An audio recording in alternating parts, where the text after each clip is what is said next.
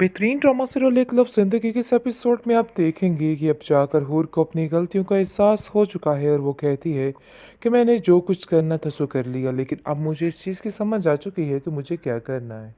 यानी कि बात तय है कि मैं जाके उन लोगों से माफ़ी मांगूंगी और उनसे कहूंगी कि आइंदा आप जैसा कहेंगे वैसा ही होगा।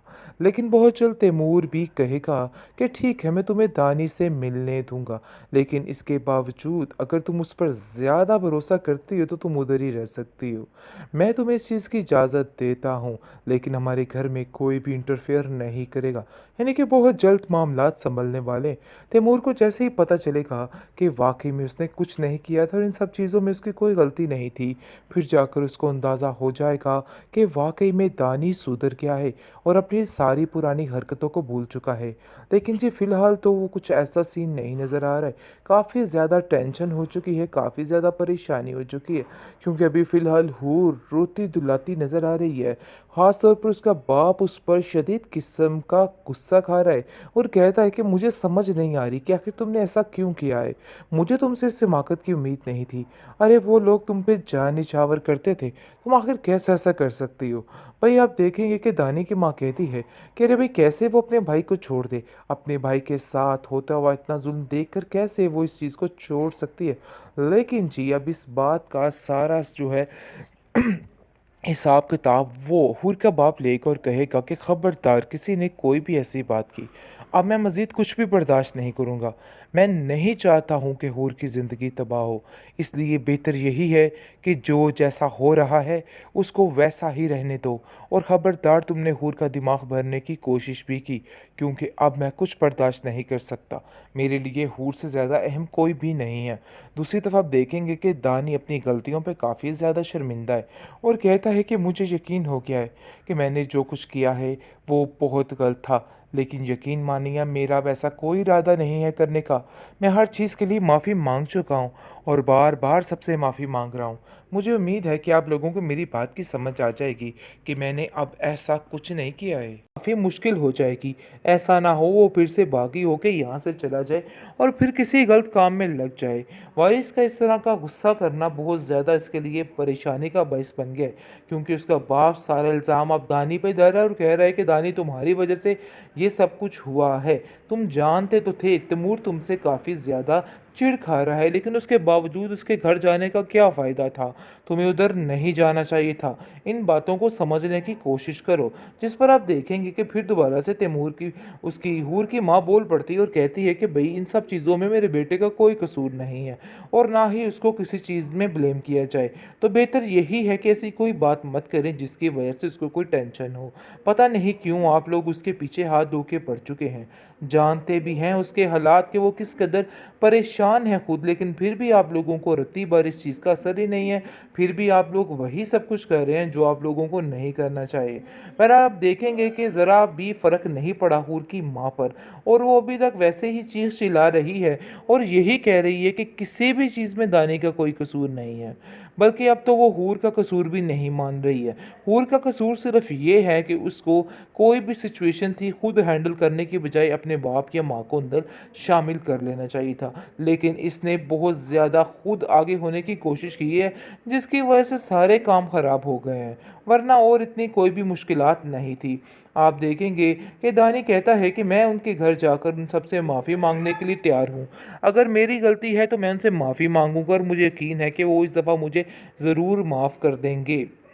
बेहतरीन ड्रामा सीरियल एक लव जिंदगी के इस एपिसोड में आप देखेंगे कि जैसे ही पता चलता है हूर के बाप को कि आखिर हूर क्यों घर वापस आ गई है, क्या वजह बनी है, क्योंकि पहले तो वो ये जानता ही नहीं था, लेकिन अब उसको पता चल जाता है कि हूर सिर्फ और सिर्फ अपने भाई धानी की वजह से इधर आई है।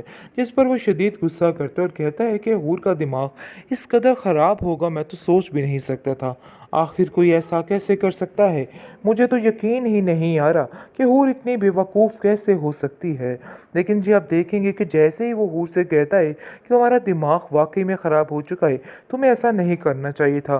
तुम कैसे हूर को छोड़ के यहाँ पे आ सकती हो, यानी कि हूर सारा कुछ छोड़ के यहाँ पे आ सकती हो। जिसको सुनकर वो कहती है कि इसमें मेरा कोई कसूर नहीं है, मैंने कुछ भी गलत नहीं किया, मैंने तो सिर्फ सच्चाई का साथ दिया और दानी को बचाने की कोशिश की, क्योंकि तैमूर उस पर हाथ उठाना शुरू हो चुका था, जिसकी वजह से पहले ही वो इतनी तकलीफ में था, तो मज़ीद उसको तकलीफ नहीं दी जा सकती थी और कोई वजह नहीं थी। सिर्फ और सिर्फ ये सारा यानी कि अजीब ही तमाशा हो गया है। बहरहाल आप देखेंगे कि दूसरी तरफ तैमूर की माँ काफ़ी हैरान और परेशान है और कहती है कि आखिर तैमूर के बाप साहब आप क्या जानते हैं कि ये सब कुछ क्या हो रहा है, क्या तमाशा है। असल में ये तैमूर चाहता क्या है, मुझे तो खुद कुछ समझ नहीं आ रही। माना कि हमें उस घर में अब नहीं को ताल्लुक वास्ता रखना, फिर इस चीज़ का खुला ऐलान करे, जिस पर वो उसका बाप कहता है कि नहीं तैमूर ऐसा नहीं चाहता, ये सिर्फ और सिर्फ वक्ती गुस्सा है जिसकी वजह से ये सब कुछ हो रहा है। तुम नहीं जानती हो कि वो कभी भी ऐसा नहीं कर सकता है, इसलिए इन बातों को लेके बिल्कुल परेशान होने की ज़रूरत नहीं है। मुझे इस चीज़ का पूरा पूरा यकीन है कि दानी के साथ जैसे ही उसके हालात सेट होंगे सब ठीक हो जाएगा। लेकिन जी दानी के साथ उसके हालात बिल्कुल भी सेट नहीं होने वाले, क्योंकि दानी कभी भी उसके साथ सही नहीं हो सकता है, तैमूर उसके साथ नहीं सही हो सकता।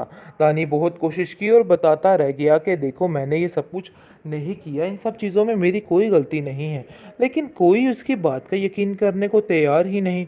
सबको ऐसा लग रहा है कि जैसे दानी ही झूठ बोल रहा है। हूर कहती है कि पता नहीं क्यों आप लोग उसकी बात का यकीन नहीं करें। अगर वो राहे रास्त पर आ ही गया है तो आप लोगों उसकी बात माननी होगी, वरना काफ़ी मुश्किल हो जाएगी। ऐसा ना हो वो फिर से बागी होके यहाँ से चला जाए और फिर किसी गलत काम में लग जाए। वारिस का इस तरह का गुस्सा करना बहुत ज़्यादा इसके लिए परेशानी का बायस बन गया, क्योंकि उसका बाप सारा इल्ज़ाम अब दानी पे दे रहा है और कह रहा है कि दानी तुम्हारी वजह से ये सब कुछ हुआ है। तुम जानते तो थे तैमूर तुमसे काफ़ी ज़्यादा चिढ़ खा रहा है, लेकिन उसके बावजूद उसके घर जाने का क्या फ़ायदा था, तुम्हें उधर नहीं जाना चाहिए था। इन बातों को समझने की कोशिश करो।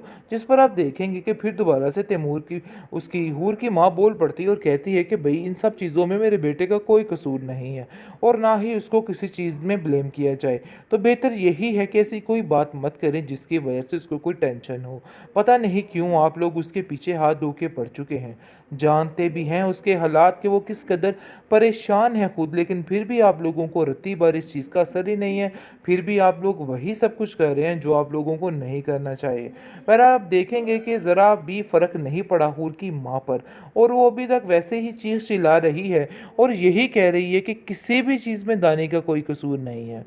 बल्कि अब तो वो हूर का कसूर भी नहीं मान रही है। हूर का कसूर सिर्फ ये है कि उसको कोई भी सिचुएशन थी खुद हैंडल करने की बजाय अपने बाप या माँ को अंदर शामिल कर लेना चाहिए था, लेकिन इसने बहुत ज़्यादा खुद आगे होने की कोशिश की है, जिसकी वजह से सारे काम ख़राब हो गए हैं, वरना और इतनी कोई भी मुश्किलात नहीं थी। आप देखेंगे कि दानी कहता है कि मैं उनके घर जाकर उन सबसे माफ़ी मांगने के लिए तैयार हूँ। अगर मेरी गलती है तो मैं उनसे माफ़ी मांगूंगा और मुझे यकीन है कि वो इस दफ़ा मुझे ज़रूर माफ़ कर देंगे।